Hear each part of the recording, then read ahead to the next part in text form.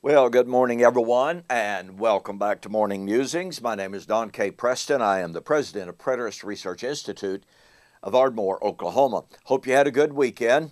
Hope everyone was safe. Hope you had a fantastic Easter celebration of the resurrection of our Lord, the very foundation, the very ground of our hope.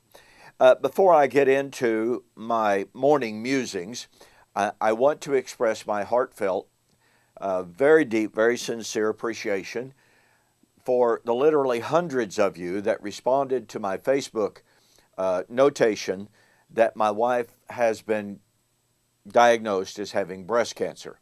This is obviously quite a blow to us, but we are hopeful and we are optimistic, and we are just so tremendously thankful to all of you who posted sentiments of prayers, of concern, of love concerning this issue.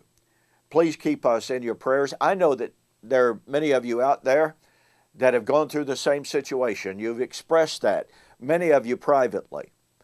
And so we appreciate so very, very much. You know, the thing is, my wife and I are inseparable. She is my rock.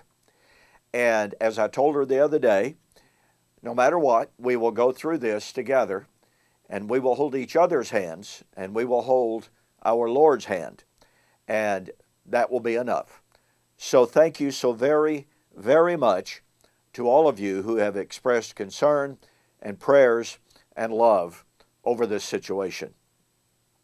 Well, we are continuing our thematic study of the resurrection in 1 Corinthians 15. We've been involved in a study, a word study, of all the words that Paul uses when he speaks of the resurrection of, quote, the body, which is the body of 1 Corinthians 15:35.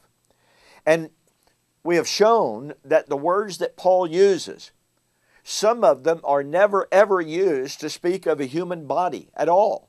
So unless Paul is radically departing from the normal usage of those words, and let's be honest, a writer has that liberty if he is defining those things. If he is telling us that he is using those words differently from the way it's used normally in all other ways, if context absolutely demands that, then guess what? We have to honor that. But as we have shown, there are other contexts which speak of resurrection, they speak of the body, they speak of flesh, etc., and they use these very same words that are in 1 Corinthians 15. In other words, we've got these other passages using the same words, speaking of resurrection, and yet those passages simply cannot, absolutely cannot be speaking of the raising of a biological body. I'm thinking, of course, of Romans chapter 7 and 8. Okay, we come now to a further consideration of these words and these ideas. And, you know, there's something here that has long fascinated me. I'm still in the process of researching it.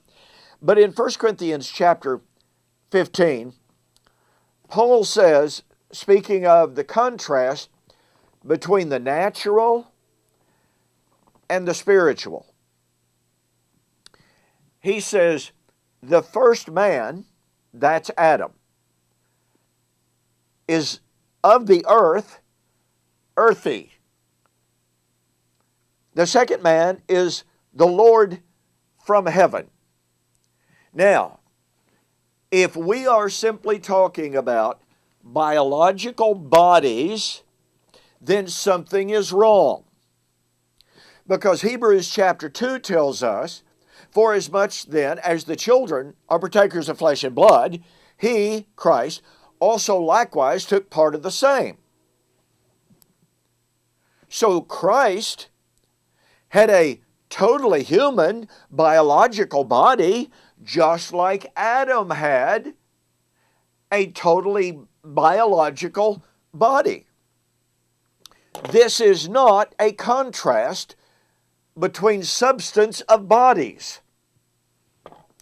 he will go ahead to say, the first man was made a living soul. The second was made a life-giving spirit.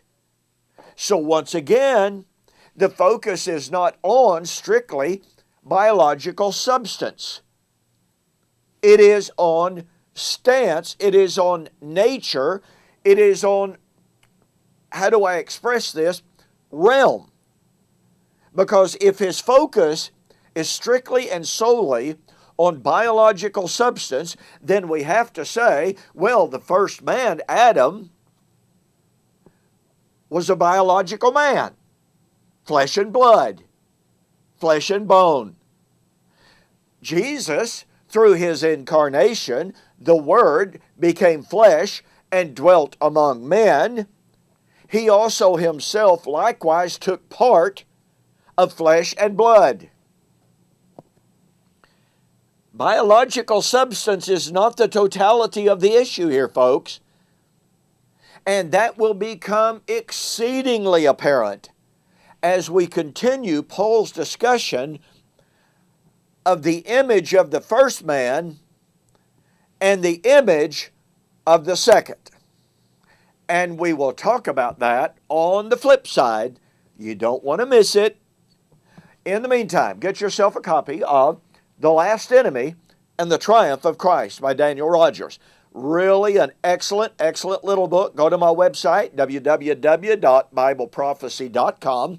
Order the book. Send me a note that says you saw the offer on Facebook or YouTube, and I will refund everything except $8. Your total cost will be $8. Now, I can't do this for overseas orders. I apologize for that, but it's simply not possible.